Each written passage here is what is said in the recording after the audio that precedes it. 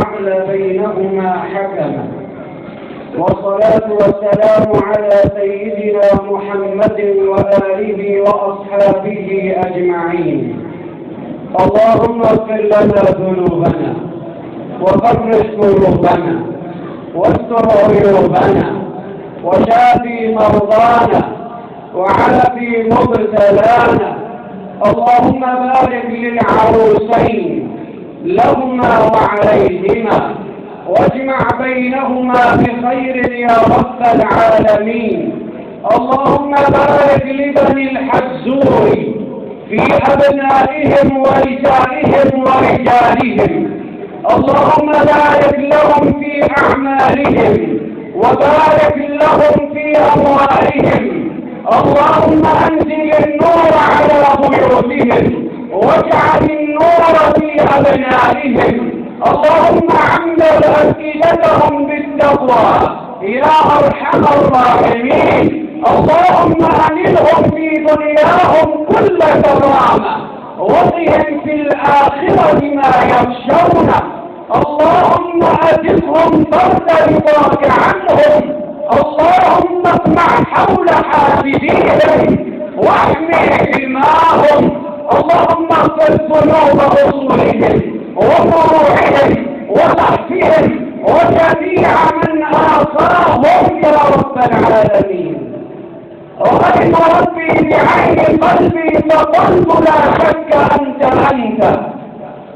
الذي حجت كل عين بحيث لا عين ثم أن فليس للعين منك أين فيعلم العين أين أنت، وليس للوهم فيك وهم فيعلم الوهم كيف أنت. أحط علما بكل شيء فكل شيء أراه أنت. عن فنائي في فنائي دمت أنت، وفي نحو نسبي ورسم جسمي سألت عني فقلت أنت حياتي وسر قلبي حيثما كنت أنت. اللهم عمر الفؤاد بالتقوى واجعلنا من أصحاب التقوى واجعلنا من أهل التقوى يا أرحم الراحمين. أيها الأحبة،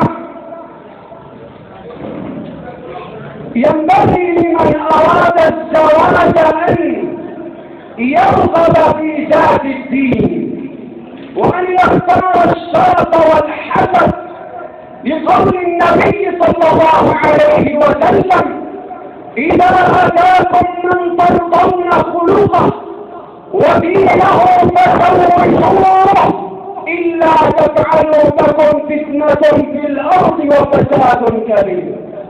ترغيب في زواج الصالحين، ترغيب في عدم زواجه كي لا يقع في المشاكل. لا تزوج ابنتك إلا لتقي إن أحبها أكرمها وإن أبغضها لم يظلمها.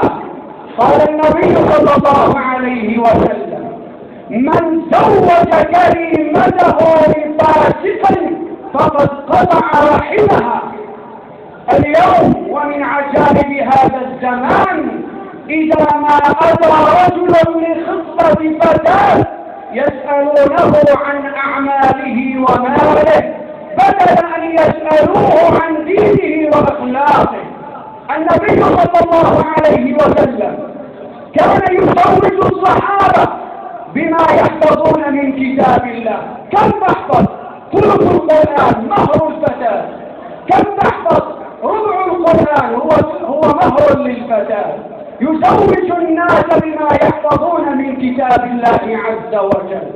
زاد سعيد بن المسيب رحمه الله: دخل عليه رسول الأمير عبد الملك وهو يقرأ القرآن فلم يقطع القراءة إلى أن انتهى. هشام بن إسماعيل قال له: يا سعيد، إن أمير المؤمنين يطلب ابنتك لابنه الوليد. فسكت سعيد ثم نظر إليه فقال: لا أقبل هذا الزواج يا هشام بلغ أمير المؤمنين ذلك. قال لماذا؟ قال إني أخشى أن أأتي مع ابنتي يوم القيامة مقيدا بالسلاسل والحديد إلى جهنم. بيت الحب نخشى أن نأتي يوم القيامة مقيدا بالسلاسل والحديد. أبى أن يزوجها من ملك في عصره، من أمير المؤمنين. فقال له هشام: يا سعيد، إني أخشى إن بلغه ما تقول أن لا تعيش أبدا. فقال سعيد: يا هشام، ما عليك إلا البلاغ. فرجع هشام إلى دمشق وجلس سعيد مع ابنته. قال لها: ما تصنعين؟ قالت: أقرأ القرآن.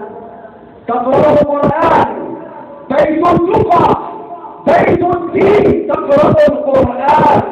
ما قالت: أعزم على البيانو، ما قالت: ذهبت إلى الكوفيرات، ما قالت: جلست للنساء أقمص وأهمس وألبس في حق الناس، إنما قالت: أقرأ القرآن. فقال لها: أفهمت كلام الله؟ قالت: نعم، إلا آية واحدة وقفت عاجزة أمامها. ما هي؟ قالت: ربنا آتنا في الدنيا حسنة وفي الآخرة حسنة وقنا عذاب النار. إن حسنة الآخرة